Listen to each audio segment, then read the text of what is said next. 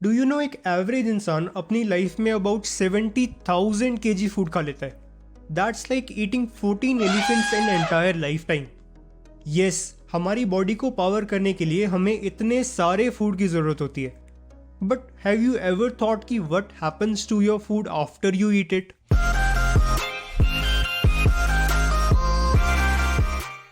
Food को खाने के बाद वो हमारे डाइजेस्टिव सिस्टम में एंटर करता है.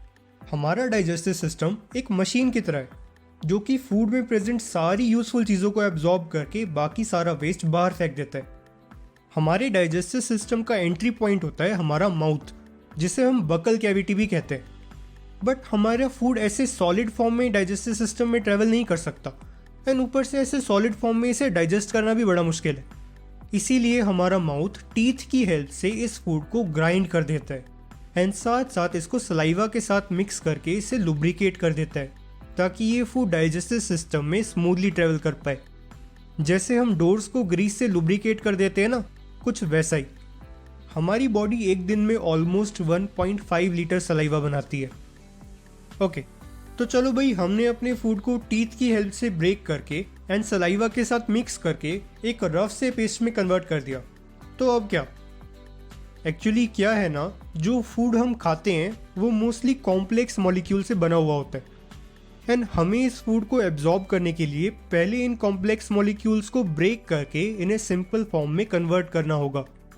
इसीलिए हमारे डाइजेस्टिव ट्रैक्ट में मल्टीपल जगहों पे अलग अलग तरह के एंजाइम्स प्रेजेंट होते हैं. पाजी, ये एंजाइम क्यों होते हैं? एंजाइम्स वो मॉलिक्यूल्स होते हैं जो हमारी बॉडी में हो रहे केमिकल रिएक्शंस को करवाने में हेल्प करते हैं. एंजाइम्स दो मॉलिक्यूल्स को आपस में जोड़ने में या फिर उन्हें ब्रेक करने में यूज होते हैं. हमारे डाइजेस्टिव सिस्टम में प्रेजेंट एंजाइम्स एक सीजर का काम करके फूड में प्रेजेंट कॉम्प्लेक्स मॉलिक्यूल्स को कट करके उन्हें सिंपल फॉर्म में कन्वर्ट करते हैं. पाजी, मैं तो कंफ्यूज हो गया. ये कॉम्प्लेक्स मॉलिक्यूल्स कहाँ से आ गए फूड में? अरे, अभी समझाता हूँ. हम फूड के तौर पे या तो एनिमल्स को खाते हैं या फिर प्लांट्स को. एंड जैसा कि हम जानते हैं कि सभी लिविंग ऑर्गेनिज्म सेल से बने हुए होते हैं, तो इसका मतलब ये हुआ कि हम फूड के लिए बाकी प्लांट्स एंड एनिमल्स के सेल्स को खाते हैं. एंड जैसा कि हम जानते हैं कि सेल्स मेनली 3 चीज़ों से बने हुए होते हैं. पहला प्रोटीन्स, जो कि सेल के बिल्डिंग ब्लॉक्स होते हैं. दूसरा फैट्स, जो कि सेल की मेम्ब्रेन्स बनाता है. एंड थर्ड है कार्बोहाइड्रेट्स, जो कि सेल को एनर्जी देने के लिए एंड उनका स्ट्रक्चर फॉर्म करने के लिए यूज होता है. तो इसका मतलब ये हुआ कि हमारे फूड में मेनली 3 तरह के मॉलिक्यूल्स प्रेजेंट होते हैं: proteins, fats and carbohydrates. And क्योंकि ये मॉलिक्यूल्स कॉम्प्लेक्स फॉर्म में प्रेजेंट होते हैं, बॉडी को इन्हें एब्जॉर्ब करने के लिए पहले एंजाइम्स की हेल्प से ब्रेक करके सिंपल फॉर्म में कन्वर्ट करना पड़ता है. क्यों, अब समझे आप लोग? ओके, तो चलो अब हम अपने डाइजेस्टिव सिस्टम की स्टोरी में वापस चलते हैं. फूड को ग्राइंड करने के बाद अब हमारा नेक्स्ट काम है फूड में प्रेजेंट कॉम्प्लेक्स मॉलिक्यूल्स को सिंपल फॉर्म में कन्वर्ट करना. एंड ये प्रोसेस भी हमारे माउथ से ही शुरू हो जाती है. माउथ में प्रेजेंट सलाइवा का काम खाली फूड को लुब्रिकेट करना नहीं होता, बट उसमें एक स्पेशल एंजाइम भी प्रेजेंट होता है जिसे हम सलाइवरी एमिलेस या फिर पटाइलिन भी बोलते हैं. ये एंजाइम फूड में प्रेजेंट कार्बोहाइड्रेट्स को ब्रेक करके उन्हें सिंपल फॉर्म में कन्वर्ट कर देता है. ओके, तो माउथ में डाइजेशन के बाद ये फूड की बॉल, जिसे हम बोलस भी बोलते हैं, ये ईसोफेगस की पेरिस्टाल्टिक मूवमेंट्स के थ्रू स्टमक तक पहुंचती है. स्टमक एक बड़ी ही इंटरेस्टिंग ऑर्गन है.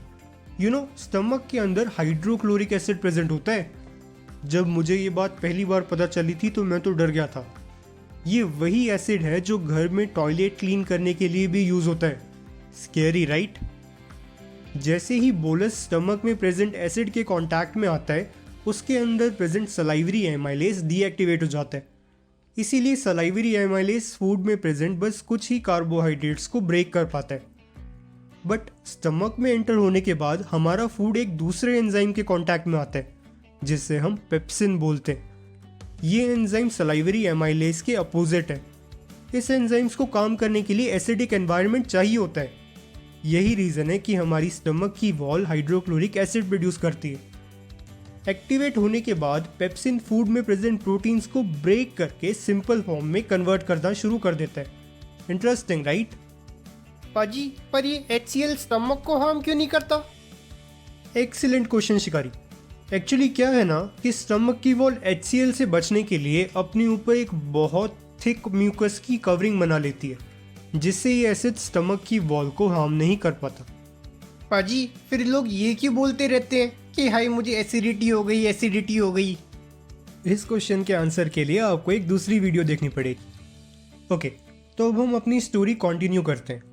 स्टमक में कुछ टाइम स्पेंड करने के बाद ये फूड धीरे धीरे हमारी स्मॉल इंटेस्टाइन में पहुंचना शुरू कर देता है एंड इस एसिडिक फूड को हम काइम बोलते हैं। हमारी इंटेस्टाइन्स एक बहुत लंबी ट्यूब जैसी हैं जो कि फोल्ड होकर एक कॉम्पैक्ट स्पेस में फिट हो जाती हैं। अलग अलग ऑर्गेनिजम्स में अलग अलग लेंथ की स्मॉल इंटेस्टाइन्स प्रेजेंट होती हैं।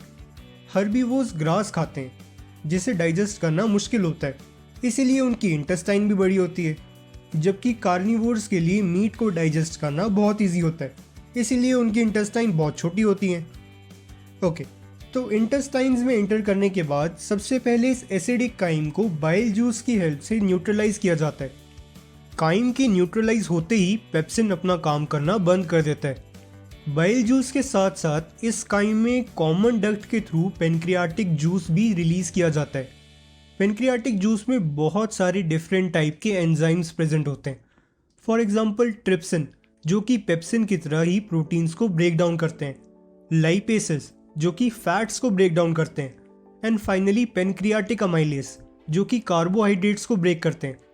रिमेंबर, कार्बोहाइड्रेट्स का डाइजेशन माउथ में ही सलाइवरी एमाइलेस के साथ ही शुरू हो जाता है, बट सलाइवरी एमाइलेस ओनली कुछ कार्बोहाइड्रेट्स को ही ब्रेक कर पाता है, बट पेनक्रियाटिक अमाइलेस फूड में प्रेजेंट बचे हुए सभी कार्बोहाइड्रेट्स को ब्रेक कर देते हैं। चलो हम बाइल के बारे में थोड़ा और डिस्कस करते हैं। बाइल को बनाने का काम होता है लिवर का। लिवर में बनने के बाद बाइल गॉल ब्लैडर में स्टोर हो जाता है एंड जैसे ही फूड इंटेस्टाइन्स में पहुंचता है, गॉल ब्लैडर कॉन्ट्रैक्ट करके इस बाइल को इंटेस्टाइन तक पहुंचा देता है। बाइल का काम सिर्फ स्टमक से आ रहे एसिडिक काइम को न्यूट्रलाइज करना ही नहीं होता, बल्कि बाइल जूस में प्रेजेंट सॉल्ट्स फूड में प्रेजेंट बड़े बड़े फैट की बॉल्स को ब्रेक करके उन्हें छोटे छोटे पार्ट्स में कन्वर्ट कर देता है, ताकि पेनक्रियाटिक लाइपेस इजीली इन फैट के मॉलिक्यूल्स को डाइजेस्ट कर पाए। Interesting right? ये एक्शन सोप के इमल्सिफाइंग एक्शन जैसा होता है। ओके, तो चलो अब हम अपनी स्टोरी में आगे चलते हैं। पेनक्रियाटिक जूस में प्रेजेंट एंजाइम्स फूड में present complex carbohydrates, proteins and fats को ब्रेक तो करते हैं, बट अभी भी ये कंप्लीट ब्रेकडाउन होके बिल्कुल सिंपल फॉर्म में कन्वर्ट नहीं हुए हैं। इसीलिए जैसे जैसे फूड इंटेस्टाइन में आगे बढ़ता है, उसी के साथ इंटेस्टाइन की वॉल्स खुद बहुत से एंजाइम्स रिलीज करके हमारे फूड में प्रेजेंट मॉलिक्यूल्स को कंप्लीटली ब्रेक डाउन कर देती है। इस फाइनल ब्रेकडाउन के बाद फूड में प्रेजेंट कार्बोहाइड्रेट्स ग्लूकोज में, प्रोटीन्स अमाइनो एसिड में and fats glycerol and fatty acids में कन्वर्ट हो जाते हैं। एंड उसके बाद फाइनली इंटेस्टाइन अपने सरफेस में प्रेजेंट विलाई की हेल्प से सारे मॉलिक्यूल्स को एब्जॉर्ब करके ब्लड के थ्रू सारी बॉडी में भेज देती है। विलाई इंटेस्टाइन के सरफेस पे प्रेजेंट छोटी छोटी प्रोजेक्शंस होती हैं जो एब्जॉर्प्शन के लिए अवेलेबल सरफेस एरिया को बहुत इंक्रीज कर देती हैं। इमेजिन अगर हमारी इंटेस्टाइन बिल्कुल प्लेन होती तो उसका सरफेस एरिया कितना कम होता। ओके, तो इंटेस्टाइन सारी काम की चीज़ों को एब्जॉर्ब करने के बाद बचे हुए सारे वेस्ट को लार्ज इंटेस्टाइन में भेज देती है, जहाँ से इसमें से थोड़ा बहुत वाटर एब्जॉर्ब होता है एंड फिर ये सारा वेस्ट जाके रेक्टम में स्टोर हो जाता है। रेक्टम की ओपनिंग एनल स्फिंक्टर की हेल्प से क्लोज रहती है एंड हम जब चाहें तब वॉलंटरली इस एनल स्फिंक्टर को ओपन करके वेस्ट को बाहर निकाल सकते हैं। पाजी सोचो अगर ये स्पिंटर ना होते तो क्या होता? तू ही सोचे, हम तो जा रहे हैं। अगर आप लोगों को ये वीडियो अच्छी लगी हो तो please like, share and subscribe to our channel. And हाँ, कमेंट करना मत भूल जाना।